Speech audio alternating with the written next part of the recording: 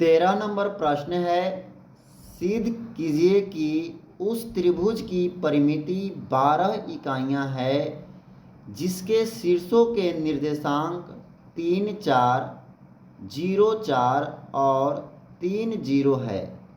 साथ ही यह भी सिद्ध कीजिए कि त्रिभुज की कोई दो भुजाएं मिलकर तीसरी भुजा से बड़ी होती है। यहाँ पर हमें त्रिभुज की परिमिति 12 साबित करना है, जहाँ त्रिभुज के तीनों शीर्ष का निर्देशांक दिया हुआ है। तो परिमिति को साबित करने के लिए हमें तीनों भुजा का योग करना होगा। तो सबसे पहले इस प्रश्न में हम तीनों भुजा की दूरी निकाल लेंगे। तो AB की दूरी, फिर BC की दूरी, फिर CA की दूरी। तो दूरी सूत्र हम जानते हैं, होता है दूरी बराबर √x1 माइनस x2 का whole square plus y1 minus y2 का होल स्क्वायर। सबसे पहले AB की दूरी निकालते हैं। तो x1 के स्थान पर 3 होगा और y1 के स्थान पर 4 होगा। इसमें x2 के स्थान पर 0 और y2 के स्थान पर 4 होगा।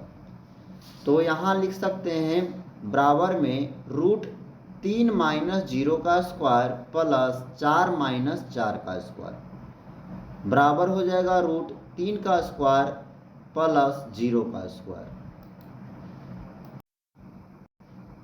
3 का स्क्वायर करेंगे तो 9 आएगा और 0 का स्क्वायर करेंगे तो 0 ही आएगा। अब बराबर में हो गया, 0 ऐड करने के बाद √9 और √9 का वर्गमूल हो जाएगा 3। तो 3 इकाइयाँ AB की दूरी हो गई। अब निकाल लेते हैं B और C की दूरी। तब B में हो जाएगा x1 के स्थान पर 0 और x2 के स्थान पर आ जाएगा 3, y1 के स्थान पर 4 और y2 के स्थान पर है 0।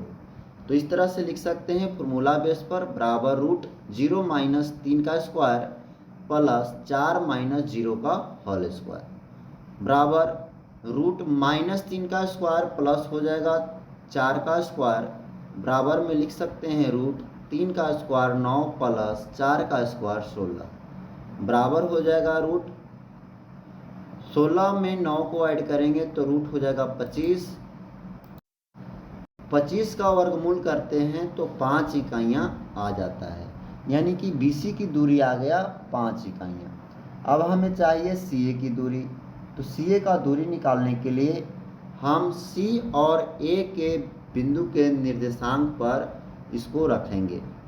तो बराबर में रूट हो जाएगा 3 माइनस 3 का स्क्वायर प्लस 0 माइनस 4 का स्क्वायर बराबर लिख सकते हैं 3 से 3 घटेगा 0 का स्क्वायर प्लस माइनस 4 का स्क्वायर बराबर हो गया √0 प्लस 4 का स्क्वायर 16 और बराबर √16 का वर्गमूल हो गया 4 इकाइयाँ। अब त्रिभुज की परिमिति होता है भुजाओं का योगफल। तो AB plus BC plus CA को ऐड करते हैं तो एक आया है 3, फिर आया 5, फिर आया 4। तो ऐड करने के बाद यह 12 इकाइयाँ आ गया। तो अब हम इसको प्रूव कर लेंगे, क्योंकि हमें परिमिति को 12 ही साबित करना था। उसके बाद इसमें कह दिया है कि यदि हम दो भुजाओं को जोड़ते हैं तो तीसरा से बड़ा होना चाहिए। तो 3 और 5 को जोड़ेंगे तो 4 से बड़ा हो गया 8। अगर हम यहाँ पर 5 और 4 को जोड़ेंगे तो 3 से बड़ा हो गया, जो 9 आ गया है। फिर दो भुजाओं को ऐड किए हैं, 4 और 3 को जोड़े हैं तो 5 से बड़ा हो गया, जो 7 आ गया। तो इस प्रकार यह भी साबित हो गया।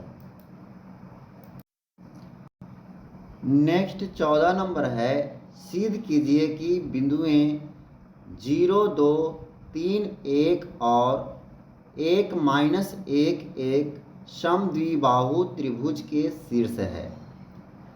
इसके आधार की लंबाई प्राप्त कीजिए।